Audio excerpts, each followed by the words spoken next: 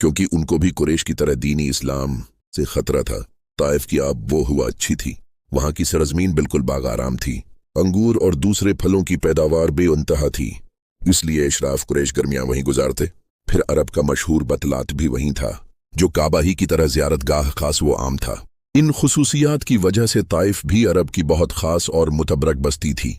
इनको डर था कि अगर आपको ओमान दे दी तो सारा कुरैश दुश्मन हो जाएगा और फिर ताइफ की सारी हैसियत और मकबूलियत खाक में मिल जाएगी। अब आपको अंदेशा हुआ कि अगर अहल मक्का को ताइफ का माजरा मालूम हो गया तो वो और ज्यादा मजाक उड़ाएंगे और जुल्म व सितम में पहले से भी ज्यादा बेबाक हो जाएंगे।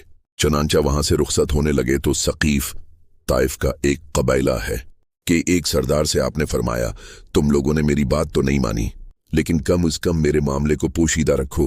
लेकिन वो इस पर भी राजी ना हुए। फिर यही नहीं, उन्होंने ताइफ के बाजारियों और उबाशों को भी आभार दिया। इन उबाशों ने पूरी बेदर्दी से पाए मुबारक पर पत्थर बरसाने शुरू कर दिए, यहां तक कि जो तैयां खून से भर गईं।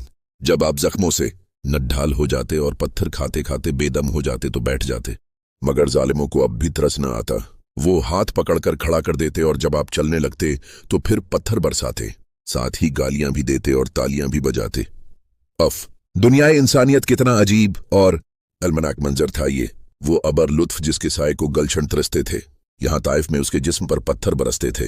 ए मोहम्मद, पैगंबरी में जो जो परेशानियां उठाएं, दाऊद की राह में जो जो सख्तियां झीलें, उनके बदले में अल्लाह आपका हो गया। आप चलते रहे, यहां तक कि बस्ती के किनारे पहुंच गए। वहां एक बहुत बड़ा बाग था जिसमें अंगूर की बहुत सी बैलें थीं।